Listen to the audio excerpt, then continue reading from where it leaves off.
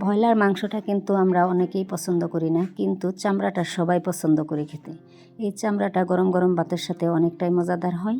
তো আজকে আমি আপনাদেরকে দেখাবো এই চামড়াটা কীভাবে রান্না করা হয়। আসসালামু আলাইকুম এভরিওয়ান, ওয়েলকাম টু ইদিনা কিচেন। তাহলে চামড়াটা আজকে কীভাবে রান্না করলাম চলুন সেটা একবার দেখে আসি আমরা। এই রেসিপিটা রান্নার জন্য আমি আজকে নিচ্ছি 3টায় মুরগির চামড়া, ঠ্যাং আর ঘিলা।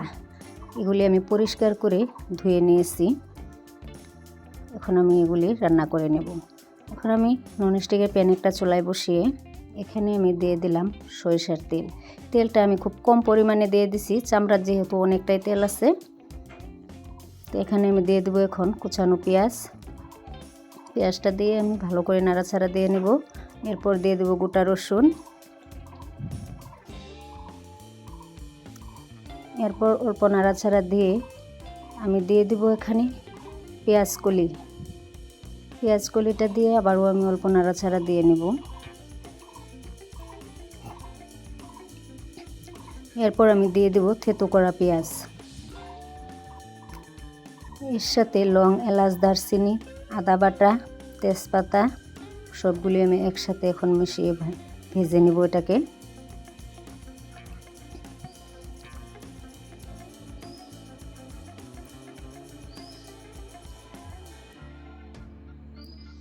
তো এইভাবে অল্প সময় ভেজে নিতে হবে। এরপর আমি দিয়ে দেবো এখানে লঙ্কা গুঁড়ো, এর সাথে দিয়ে দেবো আমি হলুদ গুঁড়ো, তার সাথে দিয়ে দেবো আমি জিরার গুঁড়ো। এরপর আমি দিয়ে দেব কাশ্মীরি লঙ্কার গুঁড়ো আর পরিমাণ মতো লবণ।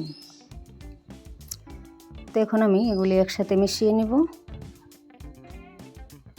ভালো করে এটাকে মিশিয়ে নিয়ে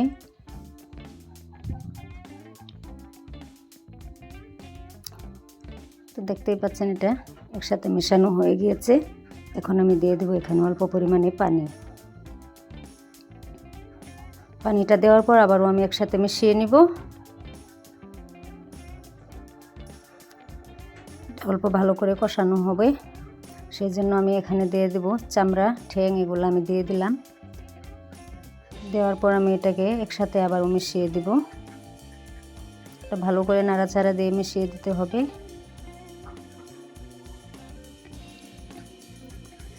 আজকের এই চামড়া রান্নাটা কেমন হয়েছে আপনারা কমেন্ট বক্সে জানিয়ে দিবেন। তো এখন আমি এটাকে 5 মিনিটের জন্য ঢেকে দেব। 5 মিনিট পর আবারও আমি ফিরে আসলাম। দেখতেই পাচ্ছেন এর কালারটা কত সুন্দর হয়েছে, এটা ভালোভাবে কষানো হয়ে গিয়েছে। চামড়া থেকে তেলটা পুরোপুরি ছেড়ে দিয়েছে। তো এটাকে আমি ভালো করে আরও অল্প সময় নাড়াচাড়া দিয়ে নিব। এখানে আমি বলে রাখি, যারা যেখান থেকে ভিডিওটা দেখতেছেন, ভিডিওটা যদি ভালো লাগে লাইক, কমেন্ট আর বন্ধুদের সাথে শেয়ার করে দিবেন।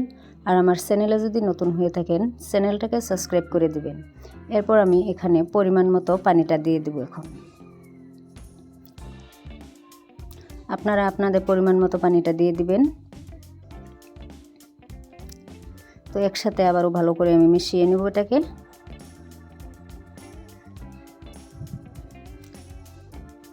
এখন আমি আবার ওটাকে 10 মিনিটের জন্য ঢেকে দেব, ভালো করে সিদ্ধ হওয়ার জন্য। 10 মিনিট পর আবারও আমি ফিরে আসলাম। তো দেখতেই পাচ্ছেন আমার চামড়াটা পুরোপুরি হয়ে গিয়েছে। তো এভাবে করে এই চামড়াটা রান্না করে নিলে গরম ভাতের সাথে খেতে অনেকটাই মজাদার হয়। আপনারা চাইলে এই ভিডিওটা দেখে দেখে রান্না করে নিতে পারেন।